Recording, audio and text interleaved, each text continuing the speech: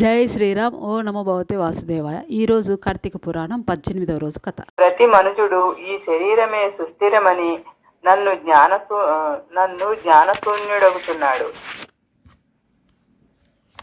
ఈ భేదము శరీరమునకే కాని ఆత్మకు లేదు. అట్టి ఆత్మజ్ఞానము కలుగుటకే సత్కర్మలు చేయవలెనని సకల శాస్త్రములు ఘోషించుచున్నవి. సత్కర్మలను ఆచరించిన వాటి ఫలము పరమేశ్వరార్పిత మొనర్చిన జ్ఞానం కలుగును. మానవుడు ఏ జాతి వాడో ఎటువంటి కర్మలు ఆచరింపవలెనో తెలుసుకొని అటువంటివి ఆచరింపవలెను. బ్రాహ్మణుడు అరుణోదయ స్నానము చేయక సత్కర్మలను ఆచరించకపోయినా వ్యర్థమగును. అట్లనే కార్తీక మాసమందు సూర్య భగవానుడు తులారాశిలో ప్రవేశించుతుండగా, వైశాఖ మాసములో సూర్యుడు మేషరాశిలో ప్రవేశించుతుండగా, మాఘమాసములో సూర్యుడు మకర రాశి అందుండగా, అనగా ఈ 3 మాసములందైనను తప్పక నదిలో ప్రాతకాల స్నానము చేయవలెను. అటులో స్నానములు ఆచరించి దేవతార్చన చేసిన ఎడల తప్పక వైకుంఠ ప్రాప్తి కలుగును. సూర్య చంద్ర గ్రహణ సమయములందును తదితర పుణ్యదినముల యందును స్నానము చేయవచ్చును. ప్రాతకాలమున స్నానము చేసిన మంజుడు సంధ్యావందనం, సూర్య నమస్కారము చేయవలెను. అట్లు ఆచరించిన వాడు కర్మభ్రష్టుడగును.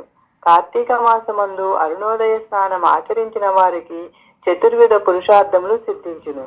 కార్తీక మాసముతో సమానమైన మాసము, వేదములతో సరితూగు శాస్త్రము, గంగా గోదావరి నదులకు సమాన తీర్థములు, బ్రాహ్మణులకు సమానమైన జాతియు, భార్యతో సరితూగు సుఖమును, ధర్మముతో సమానమైన మిత్రుడును, శ్రీవారితో సమానమైన దేవుడును లేడని తెలుసుకొనుడు.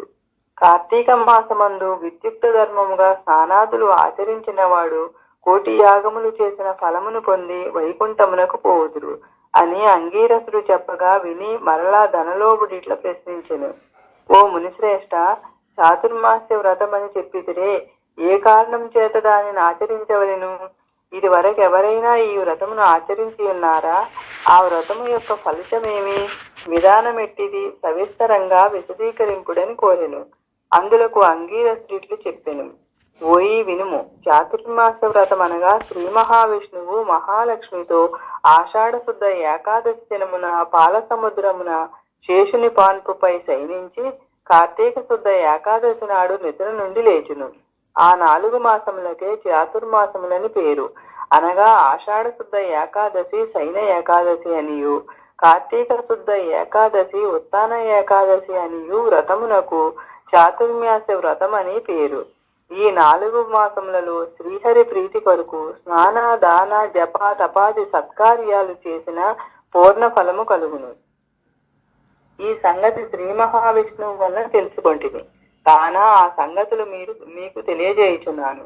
తొల్లి కృతయుగమున వైకుంఠమందు గరుడ గంధర్వాది దేవతల చేత వేదముల చేత సేవింపబడుచున్న శ్రీమన్నారాయణుడు లక్ష్మీదేవి సమేతుడై సింహాసనమున కూర్చుండి ఉండగా, ఆ సమయమున నారద మహర్షి వచ్చి పద్మనేత్రుండును చతుర్బాహుండును కోటి సూర్య ప్రకాశమానుండును అగు శ్రీమన్నారాయణకు నమస్కరించి ముకుళిత హస్తాలతో నిలబడి ఉండెను. అంత శ్రీహరి నారదుని గాంచి ఏమీయూ తెలియని వాని వలె మందహాసంతో ఇట్లనెను. నారద, నీవు క్షేమమే కదా? త్రిలోక సంచారివైన నీకు తెలియని విషయములు లేవు. మహామునులు సత్కర్మానుష్ఠానములు ఎట్టి విఘ్నములు లేక సాగుతున్నవా? మానవులందరూ వారికి విధింపబడిన ధర్మములను ఆచరించుతున్నారా? ప్రపంచమున ఏ అరిష్టములు లేక ఉన్నవి కదా అని కుశల ప్రశ్నలు అడిగెను. అంత నారదుడు శ్రీహరికి ఆదిలక్ష్మీదేవికి నమస్కరించి, ఓ దేవా, ఈ జగంబున నీ వెరుగని విషయములు లేవు. అయినను నన్ను వసింపుమంటచే విన్నవించుచుంటిని. ప్రపంచమున కొందరు మనుష్యులు మునులు కూడా తమకు విధించిన కర్మలను నిర్వర్తించుటలేదు. వారెట్లు విముక్తులగుదురో ఎరుగలేకున్నను కొందరు భుజించకూడని పదార్థములు భుజించుచున్నారు. కొందరు పుణ్యవ్రతములు చేయుచు అవి పూర్తిగాక మునిపే మధ్యలో మానివేయుచున్నారు. కొందరు సదాచారులుగా, మరికొందరు అహంకార సహితులుగా, పరనిందా పరాయణులుగా జీవించుచున్నారు.